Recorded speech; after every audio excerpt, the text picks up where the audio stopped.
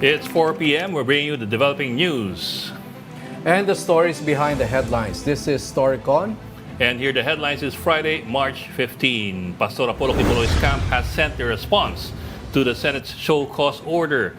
Attorney Melanio Elvis Balayan insists that his client does not need to attend the upper chamber's probe. Quiboloy was cited in contempt by both the Senate and the House over allegations of abuse and violations within his ministry and broadcast arm SMNI. A survey shows that President Bongbong Marcos' satisfaction rating slightly went up to 47% in the fourth quarter of 2023.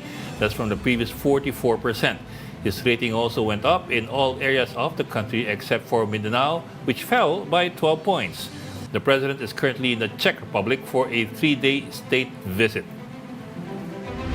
And the House of Representatives has been hit by an unprecedented cyber attack. The lower chamber said it recorded 480 million attacks on its website on Monday. I don't know, that's quite a large number. 480 million. Majority of the attacks were pinged from Indonesia.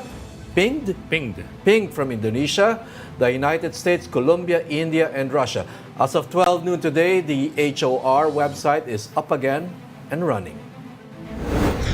We bring in Philippine Star Editor-in-Chief Amy Pamintuan to tell us what's on the layout for tomorrow's front page of the Philippine Star. Amy.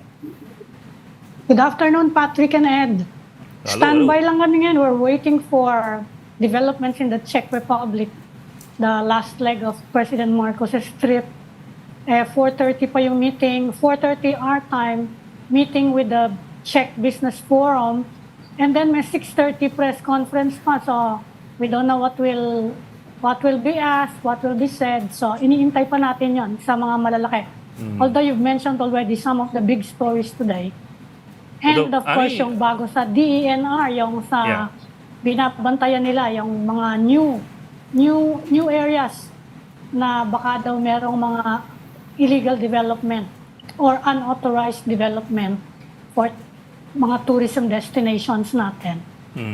Nag-usap kami kagabi ni Mianos Baños ng report natin na co-cover ng Senate. We were both wondering kung ano yung... Kasi I understand one of the major points of the discussion in the Czech Republic is the defense cooperation. Although, often I was wondering kung anong klaseng defense cooperation ng iniisip natin ng Czech Republic. I know they make very good small arms. Right. Yung CZ. They're into arms manufacturing too. Okay? Especially yung CZ. CZ-75, CZ-90. Galing mga ano nila. Tsaka yung Scorpion Evo. But those are small arms eh. We can always use have quite a lot of those already as it is. Ganun ba? But what would be surprising... Yun nga yata ang gusto ng government natin. Okay. What would be surprising, Amy, if there's such an idea for joint patrols also with the Czech armed forces or Czech military here in the West Philippines. That would be a big surprise. Are they land-bound in Czech Republic? I do not know, but we can check the map right now. Nila trains, remember?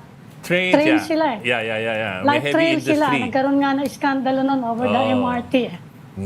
They're well known for their heavy industry. Okay.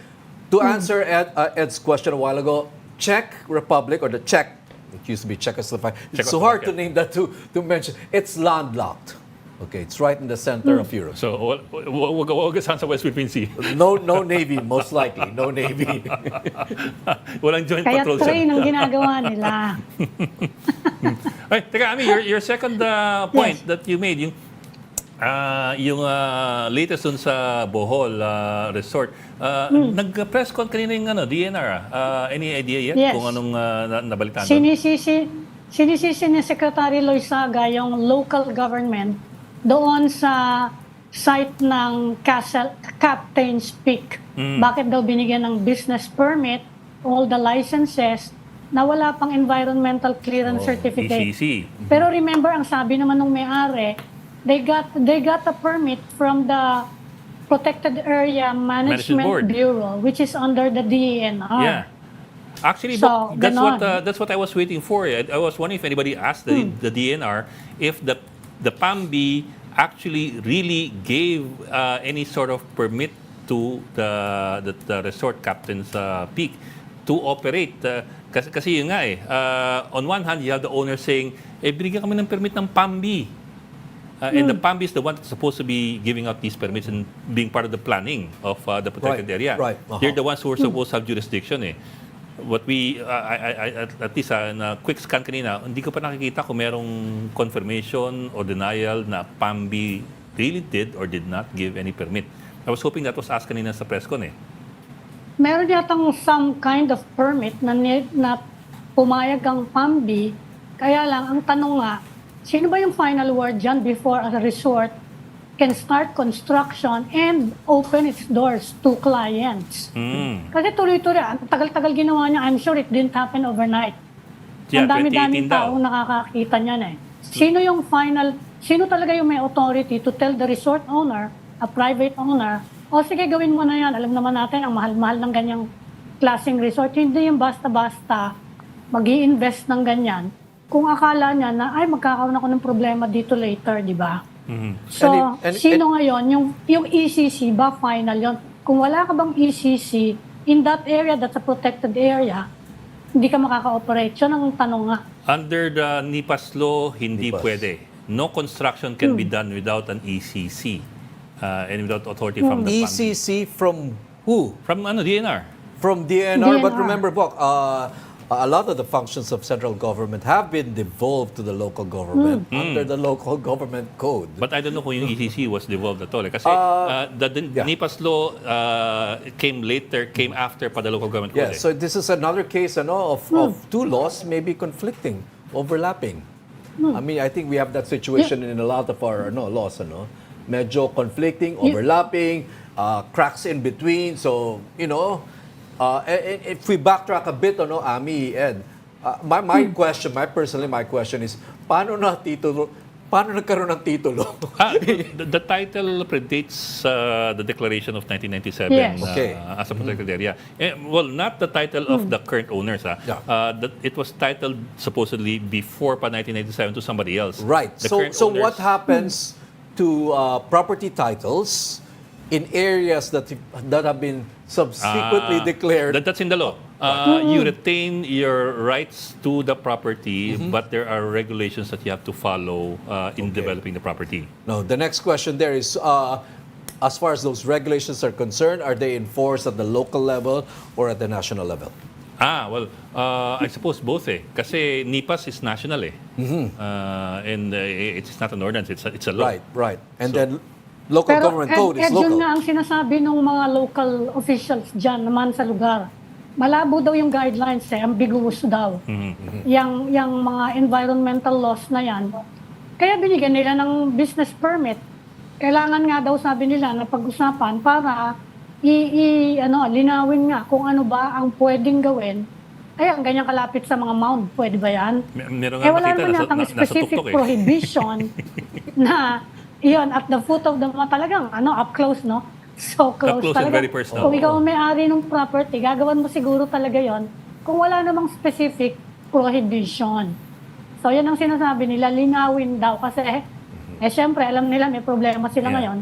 Well, to a Pati degree, DILG. I read kasi a portion of that law. To a degree, it says there that no construction, no fencing can be done without the ECC in a protected area. This is the NIPAS law? NIPAS law. Using the NIPAS law. So may ganun. In other words, They could be looking at another law, Bok, the local level. That's in an which, local government code, when you say you devolve certain functions to the local government, I mean, they might be looking at that law. Remember, way back in the pandemic, Cebu, for example, insisted on its right not to follow certain protocols imposed by the National Task Force. And they argued based on the law na devolve yung mga health services at health functions doon sa local government. So we could be seeing here another case of certain laws na nag-overlap and certain things like this one, Malabo. Captain's Peak Resort, falling in between the cracks. Saka yung protected area, halimbawa last year, UNESCO declared the entire Bohol Island a geopark.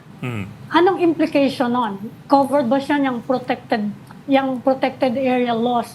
Meaning hindi ka makakapag-develop sa Bohol ng Kailangan mo ng no. ECC. No. That's the entire island. No, Hindi but lang that's yung UNESCO chocolate naman chips. I mean, UNESCO does not Anong ibig have sabihin legal nun? authority over the country. In the end, it's going to be DNR Yes. and the DIPAS Yung law. Bohol Island, that's the first in the country to be declared by UNESCO. It's part of a global network. So, hindi ba yan pwedeng do all developments on Bohol Island? I'm sure magrereklamo ang mga Bohol local officials. Right.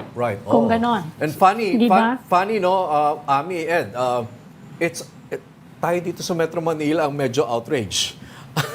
The outrage is coming from Manila or anywhere else outside of Bohol.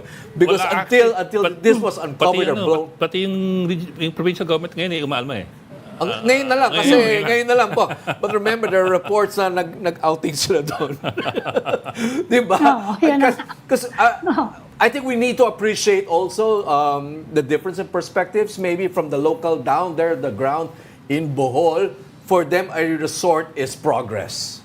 Actually, But it's progress for them there. For us here in Manila, concepts like conservation, heritage, are maybe more important. But there should be a way to balance nature and leisure or business in a proper way. I think that needs to be the discussion here, rather than trying to find out who was remiss, who dropped the ball, who allowed this thing to happen. Because obviously the laws are quite confusing. Malabo. Siguro baka yan ang itakal nung ni Senator Binay. It should be in aid of legislation. So kung may mga kakulangan yung law or kahit yung guidelines, they will be talking to the DENR. Yan ang pwedeng gawin. Anong mga parameters, anong mga bawal sa mga ganyan. Halimbawa yung mga wetlands natin.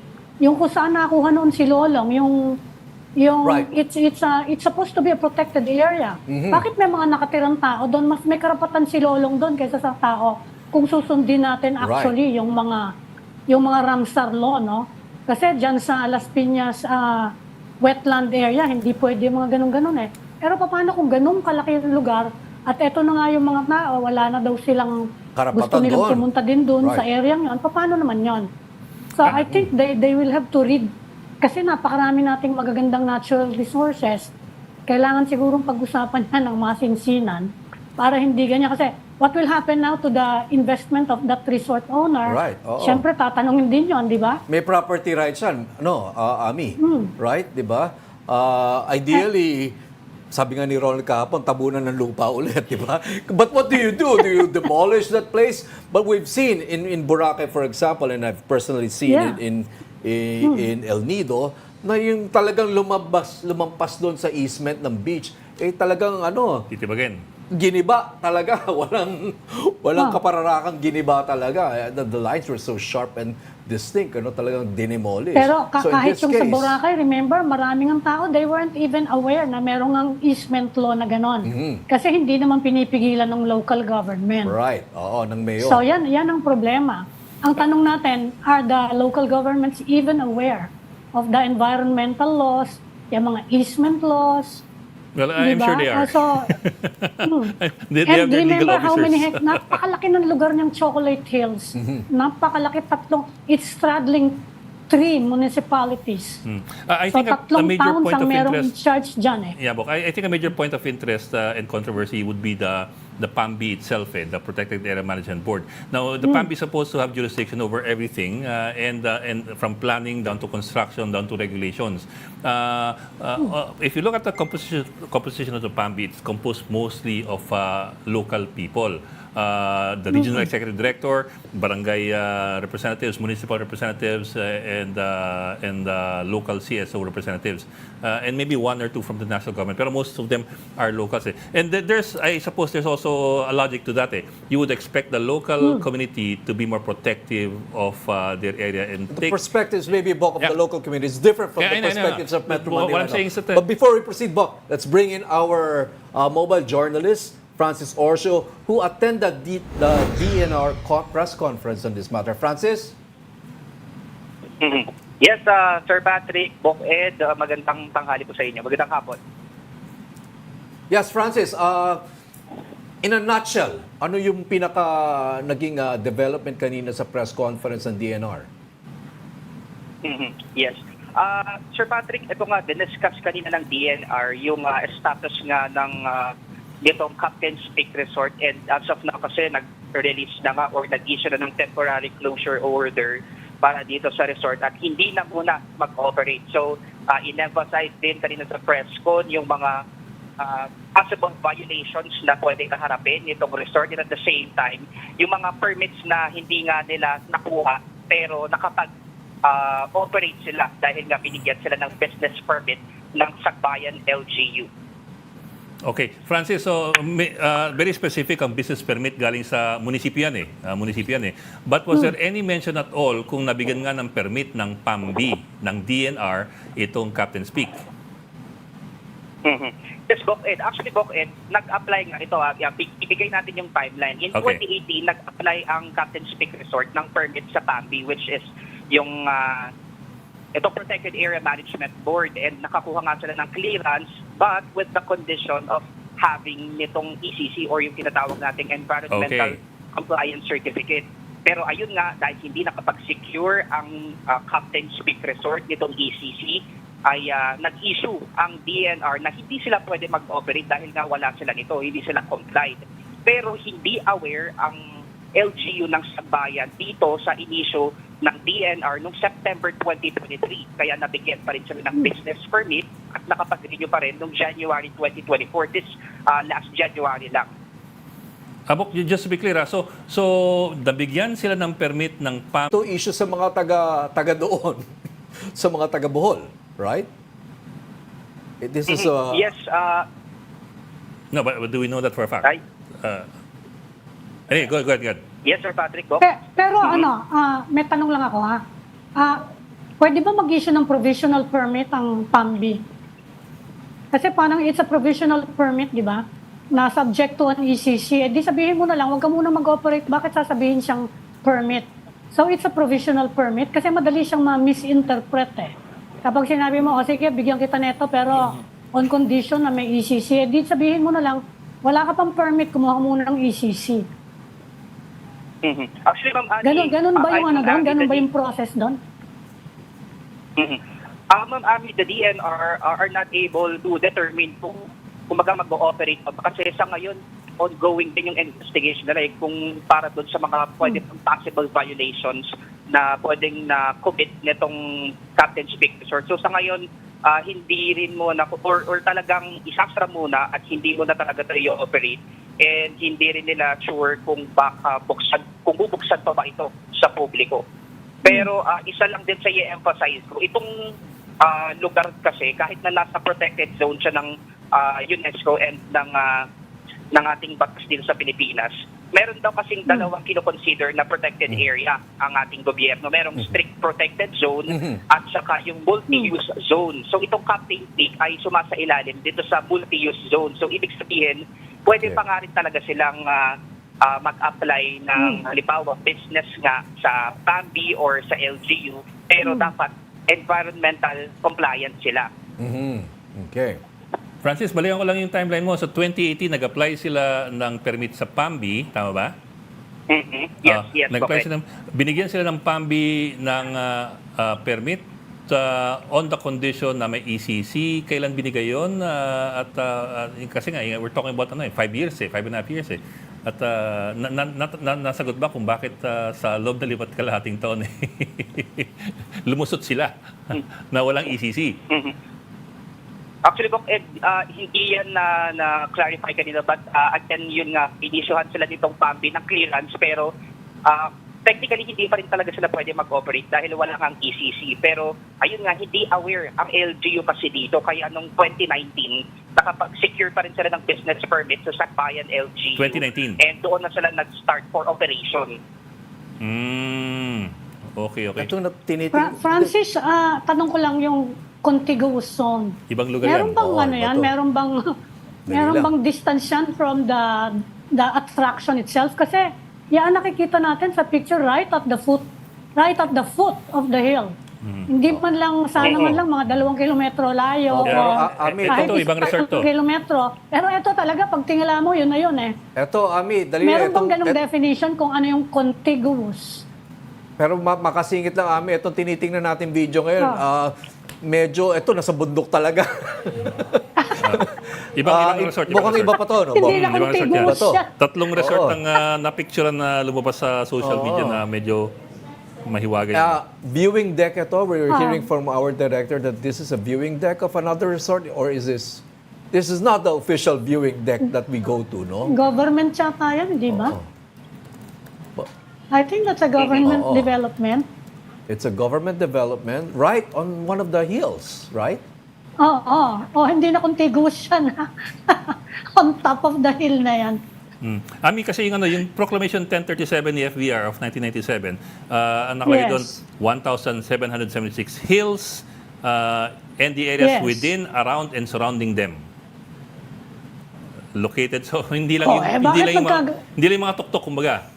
The areas within, around, and surrounding them, located in Carmen, Batuan, and Sagban, Bilar, Valencia, and Sierra Bullones. How many Protected siya. hills, Bok? 1776 hills. Nandiyan pa yung kasi may nakuha na rin ata a few years ago na. May na eh. hill dyan. Pati yung mga Protected. map coordinates nandito eh. Tapos, it's 14,145 hectares, more or less. So ano ngayon ang definition ng protected? Right. Meron bang specific prohibition kung ano ang hindi pwedeng gawin dyan sa mga hills na yan? Remember, it sprawls over a huge area of 3 towns. Anong hindi pwedeng gawin dyan? May mga kalye dyan, ha? This May is what mga it says in the kalye, may proclamation. mga, The proclamation says that regardless of the existence of prior private rights, no activity of any kind, including quarrying, which will alter, mutilate, deface, or destroy the hills, shall be conducted.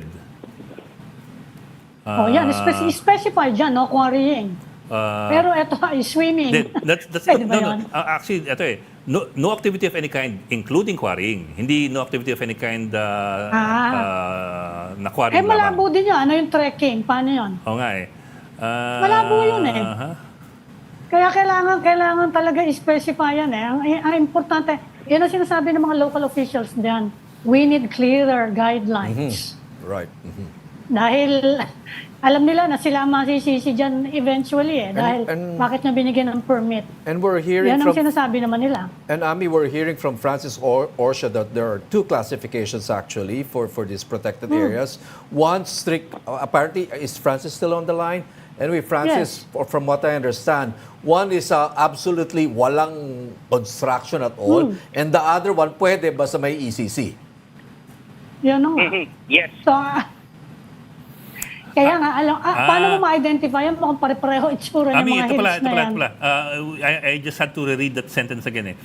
So, in effect, what it means is no activity of any kind which will alter, mutilate, deface, or destroy the hills shall be conducted. If you take out the qualifying clauses, it's simpler that way.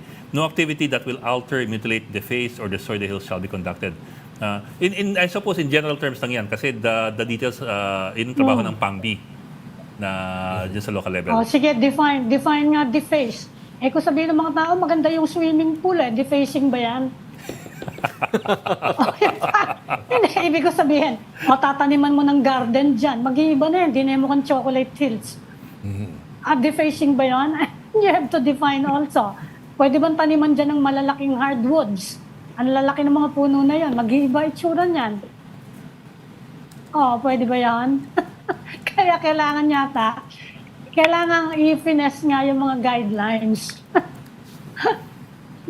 Kaya lang, ayan, nasobrahan nga yan yung swimming pool na yan Anyway, Although, Francis, so anong kinalabasan na lahat? So for the moment, cease and desist ba ang tawag doon? Suspend. Temporary closure, right, Francis? Francis, temporary closure. Yes. In the meantime, Which the owner of Captain's Peak already announced a few days ago that they will suspend their operations. at tinitingnan nga daw ng DENR ang iba pang top tourist destinations natin kung meron din ganyan mga problema.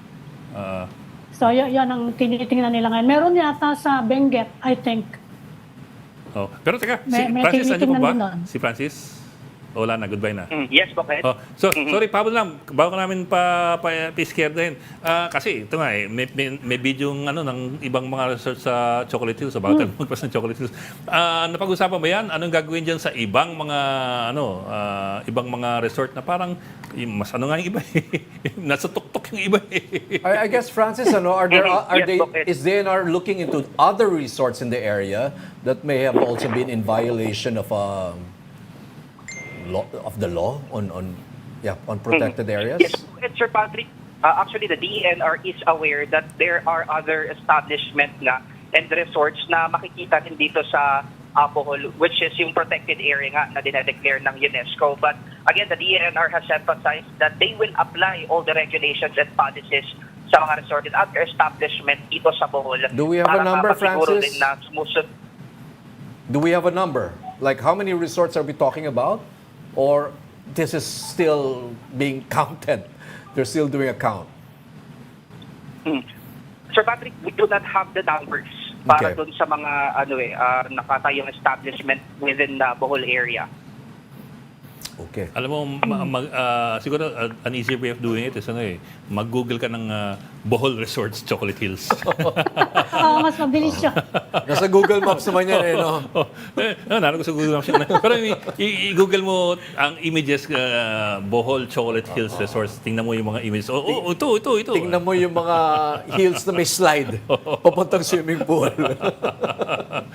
Tsaka talaga nakasalpak doon sa sa lugar. Alam mo yung Chocolate Hills pag chocolate lang yan pag tagtuyot. Right. Otherwise, Pag summer. anong tawag? Pandan Hill yan. Pandan o Matcha. Matcha Hill. Hindi, Green Hills. Green. Matcha Hill. Green Hills! Like yun, yung video, Green Hills yan. Okay, dali lang ba? Kaya Pakawalan nga na pag natin si chocolate Francis hills, pag Orso. mainit, kailangan ng swimming pool. Yan, okay. Francis, Kaya nga maraming naggawa salamat. ng swimming pool. Para malamigan. Okay na. Oh, laya na. Francis, maraming salamat sa'yo. Ah. Thank you, Francis. Wala, hindi na Wala siya.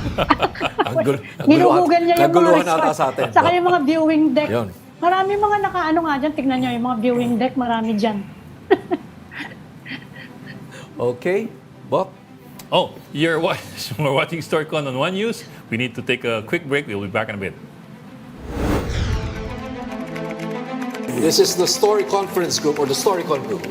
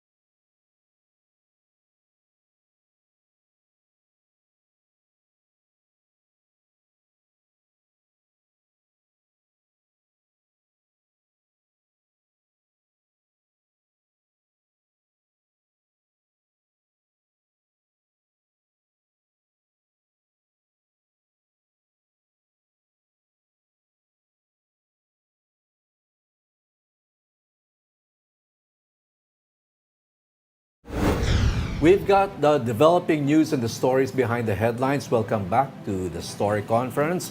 I'm Patrick Paez with Ed Lingao and Philippine Star Editor-in-Chief Amy Pamintuan. Amy, Ed? Oh, binibigyan ko ni Direk eh. Lilipat tayo. Change province. Right. Change province tayo. May ibang issue naman doon sa I think Negros. Still an environmental issue. Maybe a few waters or a few islands away lang, somewhere between Negros and Cebu Island. There's a construction of a bridge. Our One News desk in Cebu is supposed to give us some updates. I don't know if it's ready and if it's already on the line. Hindi pa. Yet. Sige. Okay lang yan. Mabalik natin kanina. Ang dami pang mga unanswered questions eh. I suppose maganda panoorin yung mismong press con in its entirety. Kasi baka may mga points that fell through the cracks eh. Pero those are what we're looking at. For example, yung PAMBI sa kasi when they say na when like for example when Francis says na binigyan ng authority ng PAMBI on the condition na is it a positive confirmatory approval or is it wala kang permit until mabigay mo to? Iba kasi may permit ka pero gawin mo na to versus wala kang permit Yan nga yung until ibigay mo tinatanong to. ko. Provisional authority ba siya? Provisional authority ba yon? Kasi kung hindi, edi sabihin mo na lang, huwag ka muna magko-construct dyan. Oo nga eh. Yun nga Hintayin eh. mo yung ECC. Yun nga Bakit eh. ka pa magsasabi ng, sige, merong authority pero, anong ibig sabihin nun? Kasi Di ba parang, pero nakakalito ihabol mo na lang, nakakalito iba yun eh. Oh. But again, Bok, Kaya, as in many cases, walang permit, walang authority, but who actually comes in to stop construction? It should be Yes. PAMBI. I mean, with what authority, with what muscle can they come in? With the police, assistance from the local Yan government? naman. So it's those things. That's It's the really national government eh. boils down to a question of enforcement pa rin. Diba? Who comes in Kasi to stop? sabi nung to owner, actually pati stop? daw lahat ng barangay dyan, okay daw yung construction nila. Right. I can Paano imagine. yun? Grassroots na yun. Bok, from- I can imagine that from the local level, from the point of view of the locals in Bohol or in that small town, that's business, number one, for the local community. Yeah. Those are jobs for the local community. And I'm sure, people at that level, for them, heritage and conservation is a fuzzy idea. Okay, what they know is there's a swimming pool there, and it's nice. Diba? It's nice for the local and community. it attracts visitors who buy Right. souvenirs, who eat who buy, siguro may mga local food That's stuff dyan. business for the town. Maraming mga dyan maraming That's downstream revenue for the enterprises municipio. Now, maybe at that local level, ideas like heritage and conservation and that's why you need national government to arbitrate or to step in. Yun ang nangyayari. But again, I still go back to the argument, Bok, na the local government code has really devolved a lot of this decision making and this powers down to the local level. And the question has always been capacity, lack of capacity, lack of information, and lack of knowledge when it comes to handling certain things. I mean, we've seen that happen in Boracay, for example, where there was a master plan as early as 1991 or 1992. It never got implemented, okay? Because as far as the mayor is concerned, the more businesses that open, the better, okay? For a third-class municipality, let's say, in Boracay, revenue yan, di ba, Ami? Trabaho yan dito para sa sa mga Bohol. constituents niya. Same thing, Ang sa maybe in Bohol Boracay. nga, ang tanong ang sabi ng DENR, well, meron na actually, hindi lang sinabi ng DENR, meron ng order to stop operations ng resort last year pa. Ang sabi ng local, hindi naman namin nakakuha yung order ng DENR. O ano nangyari doon? Saan napunta yung order? In the age of internet, computer lang, cellphone. Ano ba yun? Pinadalhan kita dyan ng order, pakitingnan nga yan. Wala bang ganun dito? Chat group, Yan ang Ami. problema. Parang restaurant Kaya- lang, no? kaya nga. Kasi order ko, wala na. Okay, pupunta naman tayo, Bok, sa ibang Kaya problema. nga. Sa ibang problema, dyan din, sa bandang south ng Pilipinas. So, at this sige. point, let's check on with our One News desk in Cebu. Dale? Yes, good Dale, go ahead. Good afternoon, Patrick, Ed, and Ma'am Amy. Amy. Hi, Dale. Yes, there are a lot of topics that we have yesterday from the Regional Development Council, and one of it is the creation of the Negros Island region. It was revived, actually, and the governor of Negros Oriental has expressed his support for the creation of this new region, or Region 18. If the proposals pushes through, the Negros Island region will comprise of Negros Oriental, Negros Occidental, and Siquijor. What remains of Central Visayas will only be Cebu and Bohol. This is not actually a new proposal, since it was already started in 2015 during the term of the late President Noynoy Aquino, but was scrapped during the presidency of President Rodrigo Duterte in 2017. Okay, wait. Now, the proposal... Dale, sorry to interrupt you, but we're showing right now images of a map that shows a viaduct traversing the islands of Mactan, Olango, and another island. So can you tell us about this map? And apparently they're building a bridge or a viaduct in that area. What's the issue involved here? Yes, it was also one of the topics at the Regional Development Council meeting yesterday. There's a proposal to create a protected seascape on the entire Danahon double barrier reef that's in between Bohol Island and Mactan Island. If this pushes through, then there's a little bit a problem with the proposed Cebu-Bohol Friendship Bridge, which will connect Cordova, Cebu, going to Getafe town in Bohol province, because the bridge would actually cross the Danahon double barrier reef, which is it is actually one of the only one double barrier reef in the Philippines, and one of the 6 in the world. Okay. And this barrier reef is actually home to a breeding ground for fishes and corals and rare corals and rare fishes in the Philippines. Okay, Dale, is this a national government project or initiative, or a Cebu government initiative? And my next question is, where is the opposition or resistance coming from? Yes, there was this actually is a recommendation from the RDC to ask the national government to fund the Cebu-Bohol Friendship Bridge, because RDC is just a recommendatory body, and they wanted the national government to fund this through perhaps with a public-private partnership again, which will connect actually to the Cebu-Cordova Expressway, or the third bridge of Cebu. Okay. So it's still a proposal. Okay, it's a proposal, and who is pointing out that this kind of threatens the marine life in the double barrier reef? The question was actually raised by Bohol Governor Aris Omentado yesterday. He was the presiding officer of the RDC Region 7, and he asked the body, the RDC, whether it would affect or destroy the barrier reef in constructing such a bridge. It's a very long bridge, and it would traverse the Danahon reef. Dale, since it is a protected area, who will have the final say? Ayan. Who will give the early. final go signal kung matutuloy ang project? DENR? Will it be the DENR? Yes, actually, it will still be the protective. The PAMP will also lead the decision here, similar to what happened to the Chocolate Hills. Okay. The local PAMB, or will it have to be coming from the national office of the DENR? The DNR, yes, the DNR. DENR mismo. At least, there's time. That's Alam correct, na. ma'am.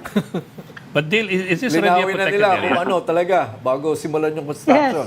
Is this already a Yeah. protected area, or is still a proposal pa lang? Kasi nakita ko sa lower thirds, it's proposed to be a protected area. Yes, the RDC is recommending for the double barrier reef to be a protected seascape. Okay. It's still in a proposal. So they're both proposals. One is to propose to protect the barrier reef, and the other one's to propose to build To build a bridge. To build a bridge. Oh. So unahan yan. Unahan yan. Unahan yan. But being from Cebu, Dale, this is an important bridge, I guess, no? Because it would Yeah. eliminate sea travel, well, at least not make it necessary sea travel between Bohol and Cebu, right? That's correct. That's correct. It's a really important bridge which will shorten travel time from Cebu to Bohol. Actually, the fast crop here from Cebu to Bohol is about 2.5 hours. So it will shorten that travel time from Cebu City to Tagbilaran City. Okay, so the land travel, So- we're presuming this will result in land travel that will take how long? Gano'n nakatagal if you drive from Cebu City to Bohol to Tagbilaran? Well, it would take around one of the estimates of the officials yesterday was that it would take around 30 minutes. 30 minutes. From Cordova in Cebu Wow. going to So- Getafe in Bohol. Wow. So Dale, would you know what the sentiment is of residents, the affected residents? Are there studies or any reports about what the public pulse might be regarding this proposal? Yeah, actually, the residents here have been harping for support for this bridge since it was actually first proposed during the term of former President Rodrigo Duterte, but it didn't make any fruition. Okay. You mentioned, Dale, that there's some concerns coming from the governor of Bohol, right? That's Well, correct. Yes. And the concern involves concern for the barrier reefs, the marine life there, right? Am I correct, Dale?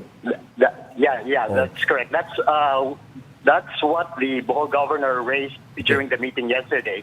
But the DPWH answered him and told him that there are already technologies that can be used to build the bridge, which will not destroy the Danahon double barrier reef. Okay. And that the DPWH said that they have already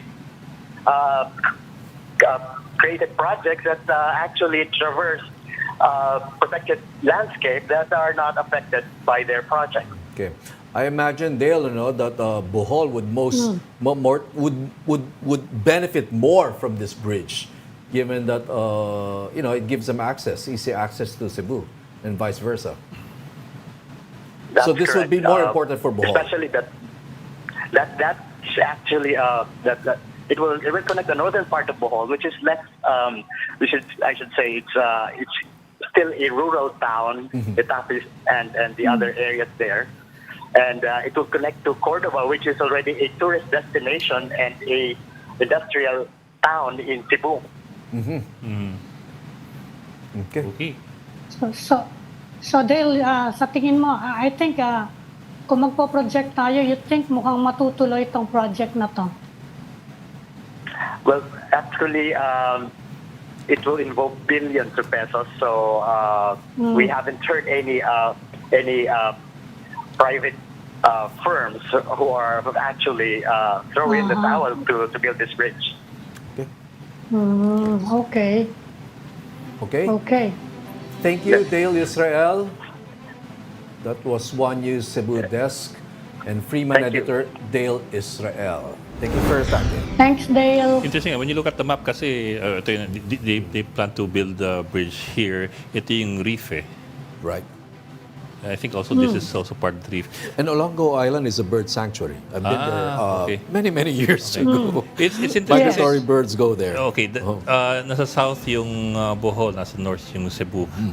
Yung medyo underdeveloped part ng Bohol is ito eh. Itong northern portion, which And is that's right where the across bridge. Cebu. Oh. And that's where the bridge is going to be. Ito yung Tagbilaran, ito yung Panglao, famous for the beaches. Nandito yung Lubok River. Okay. Also. So, nandito yung mga tourist areas. Ito yung medyo developed eh. Ito yung medyo napag-iwanan. Saan ang Chocolate Hills dyan, Bob? Dito banda. Can we zoom in? Is it possible to zoom? Are we gonna see it when you zoom in? Yeah. Okay.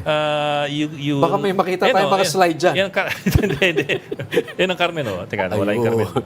Sablayan, Sagbayan, Carmen, those are parts of the those are the towns that have the Chocolate Hills. In fact, if you zoom in closer, Ayan na yung you'll mga swimming see. pool. Teka, nakita ko na nung isang araw eh. Swimming pool. Alam mo, Mas simple nga, i-search na lang siya. Ano ang pangalan ng ano? Captain Speak. Oh, Okay. Captain Nandiyan Speak. siya eh. Sa aeroplano, Ayun. kitang-kita yung mga yan. Oh, Let's ayan. just wait for the images to load and then... Ayun. Ayan, yung mga wala tuktok pa. na yan. Bok, it's still green. Does this mean to say it's This is being an old- tagged, but the satellite image is Old old? na yan. It's old. Hindi lang parating ina-update yung yung points of not significant interest. Okay, question, Bok. I'm seeing it. I'm seeing the geolocation near a road. Is it safe to presume that it's on the perimeter of Chocolate Hills Conservation Site? That's the problem with the chocolate hills is kalat-kalat. You see all those brown spots? Yes. Those are chocolate hills. Those are not the green hills. Summer, eh? Saka may yung mga roads dyan eh. Oo, yung ito yung It's traversed by roads. ito yung maraming kulugo. May mga, It's further down may mga south, residential area. southeast. Yan ang concentration ng Chocolate Hills. Nandun siya sa I'm going to bandang be a northern bit perimeter. contrarian, Bok. Given that this is the concentration of the hills talaga, this is the magnificent view. And here you see, no, there's a road and Captain Speak is being geotagged in this area. Could it be na pwede naman siyang tayuan talaga ng swimming pool? Malapit din siya sa community. Actually, there's nothing stopping Pambi from... It's not as outrageous as it would seem when you look at the posts or the news coming out of social media. Well, the point of having a PAMBI composed mostly of local people is two things. One nga is that they would have the heart to want to develop places Right. in their community Right. in their own interest. But on Right, the other hand, right. they would also have the interest of the local community's economy. Right. So, right. pagbabalanse eh. Right, oh. So, Which is precisely my point. We're hearing a lot of outrage coming from the rest of the country, but I wonder if people in Bohol are offended or outraged by this project. No? Baka tayo lang in Imperial Manila ang medyo Medyo galit. na high blood dito, no? Because we're seeing sometimes, di ba, the images we see Pero can be maraming scandalous. turista galing dito ha. Maraming travelers dito that go to those tourist Uh-huh. destinations.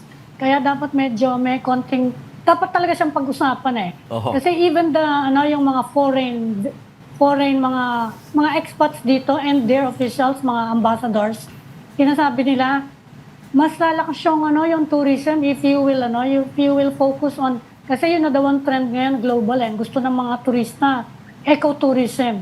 Pag nakikita nila yung ganyan development, medyo nag-iisip sila eh. Siyempre, mas gusto nila yung mga nag-interact sila with the whale sharks, yung mga ganun-ganon. At the same So, time, Ami, kailangan pag-usapan eh. we have to balance that with the interest of the local people, Yes. the interest of the people who actually Yes. live in that area, in that part of the planet. Lalo yung private property owner yan, hindi naman, I don't think may issue about the land ownership eh. Kung hindi naman illegal yung pagkaka-acquire nila. Bakit tinutuluhan yung foot ng hills? Yan ang tanong dyan. Kasi title sila eh. Yun nga, in the end, it's PAMBI that has jurisdiction over planning and regulating the construction.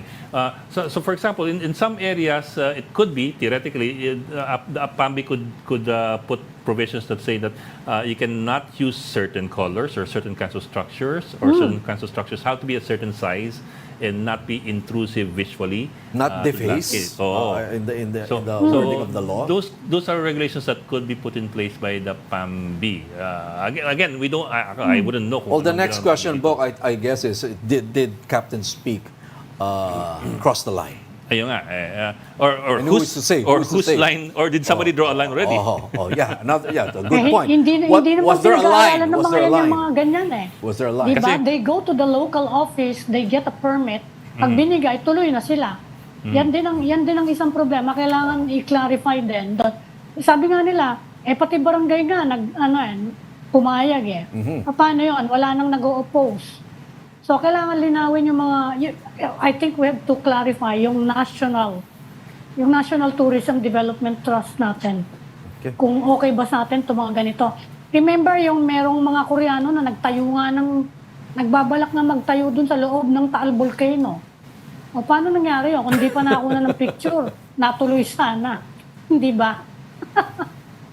Meron sa Taal Eh, Volcano. di- Why would you want to Diba? build in The crater, no? Trekking yun, Alam mo, trekking eh. Sa most ano, active ewan ko, volcano. magbat. Tsaka walang, medyo hindi maganda. sablay yun. Hindi ganun agad na yung view sa ano. Anyway. For their own sake lang, Ami, no? For their own sake, kahit payagan pa sila. Okay. Bok, change topic naman tayo. At nag-aabang ating News 5 sige. correspondent sa Kongreso, si Marian Enriquez, who is now on the line, I think, to tell us about latest developments sa issue kay Pastor Quiboloy. Marian, ano balita dyan? Magandang hapon nga, no, Bok Ed. Kanina, pinag-uusapan yung mga nagsusulputang mga resort. Dito nga sa Kamara, no, May hindi ibang pa rin resort dyan. nararamdaman. Walang paramdam. O, hindi pa nakikipag-ugnayan yung kampo nga ni Pastor Quiboloy dun sa Committee on Legislative Franchises. Actually, according to House Committee on Legislative Franchises Chairman Gus Tambunting, meron siyang hanggang alas 12 ng hating gabi ngayong araw.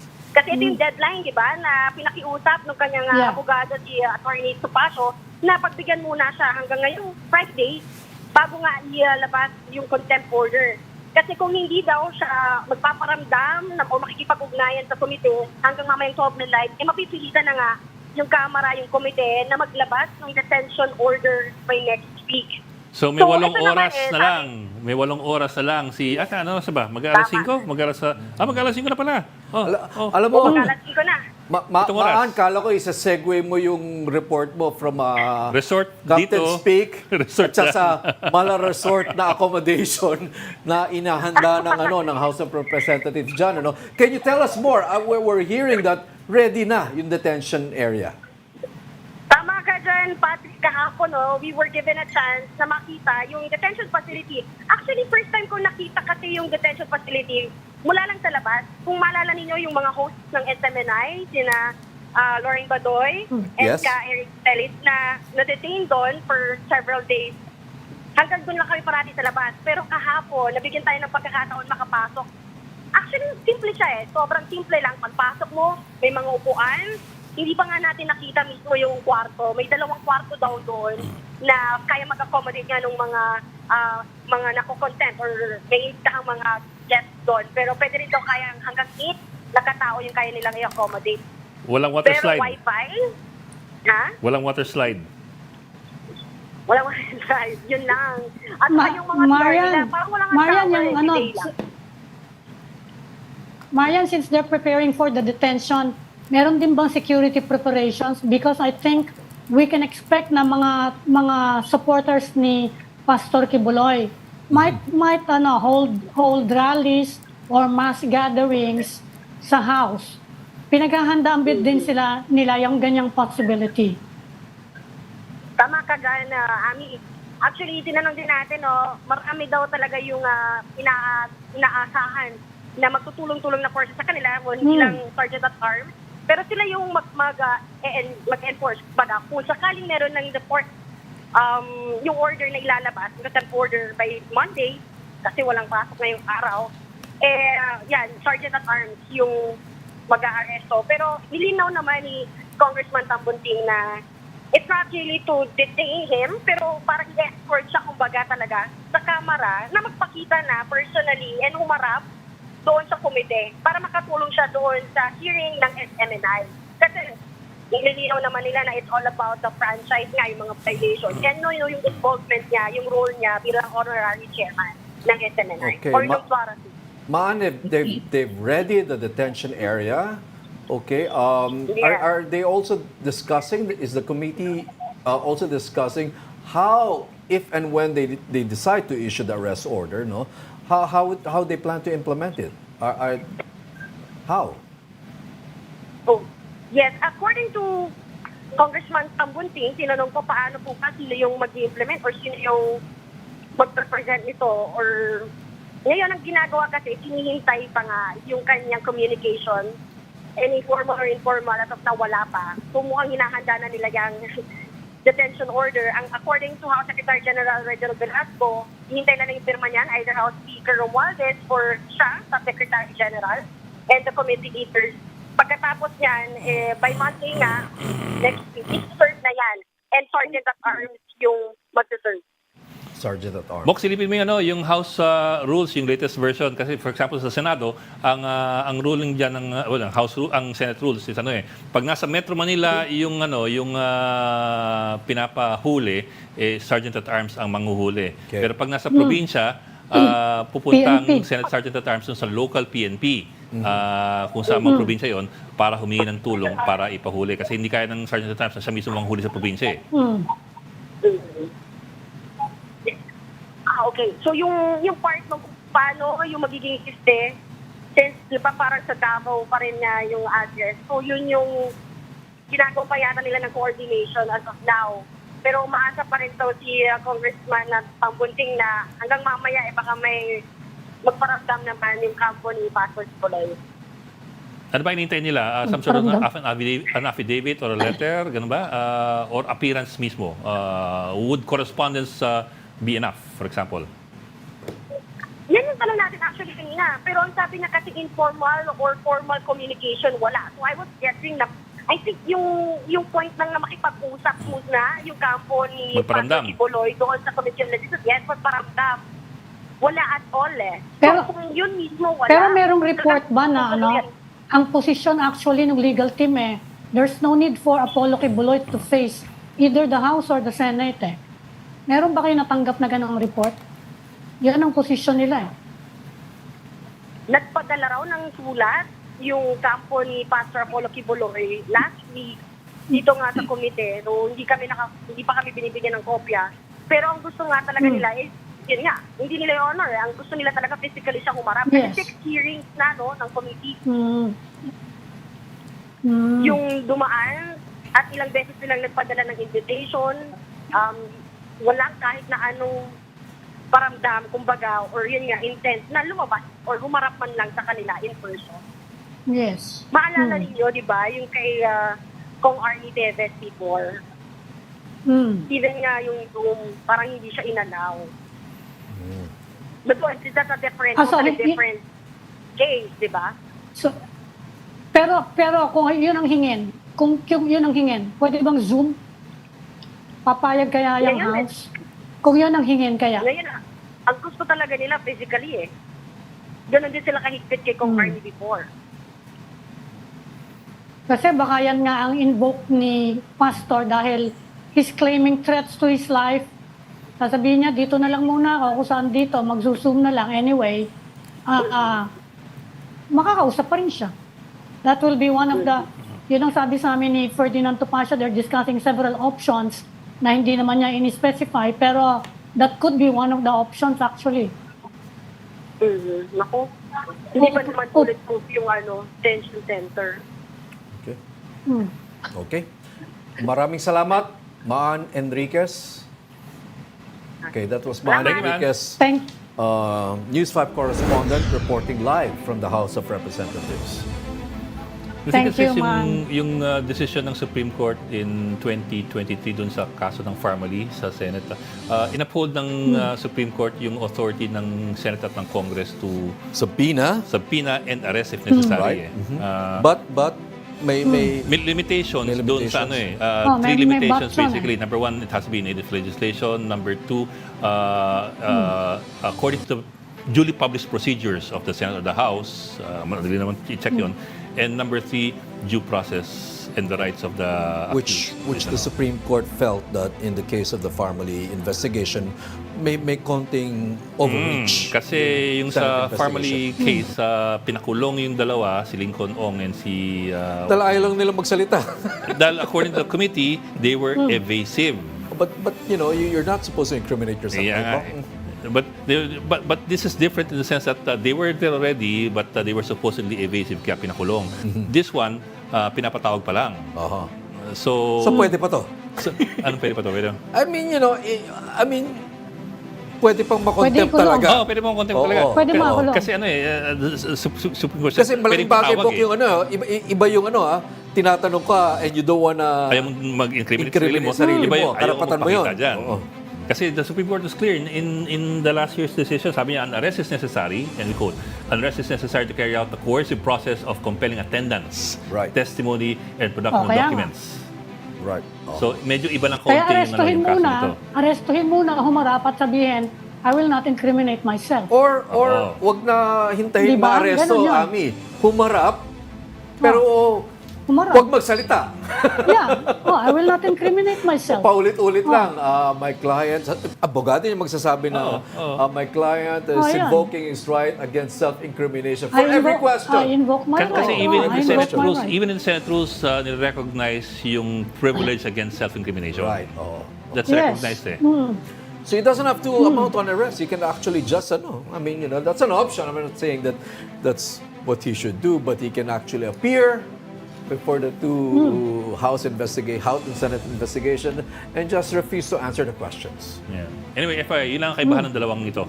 Yung isa pinakulong dahil ayaw daw sumagot ng diretsahan. Yung isa naman pinapakulong dahil ayaw magpakita. Alam mo, Ami, Senate investigations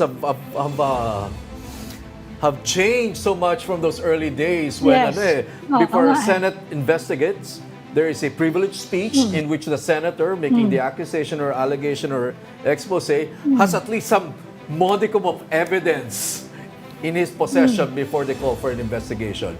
So that hindi yung fishing expedition yung mga nangyayari sa mga hearing at hearing nito. Anyway. Okay. Ito, merong mga witnesses, di ba? May witnesses gusto nga i-confront ni Ayun, Pastor yun siguro, Quiboloy baka yun ang gusto medyo iwasan. Overtime na. Overtime na. Sabi ni Direk, Biyernes na nga ayaw niyo pa mag-weekend. Okay, maraming salamat, Philippine Star Editor-in-Chief, Amy Pamintuan. Happy weekend. Happy weekend, Ami. So, Happy weekend, po. Patrick and Ed. So join us again on Monday at 4 p.m. for the Story Conference. I'm Ed Lingao. I'm Patrick Paez. We are One News, all sides, all the time. This is the Story Conference Group or the Storycon Group.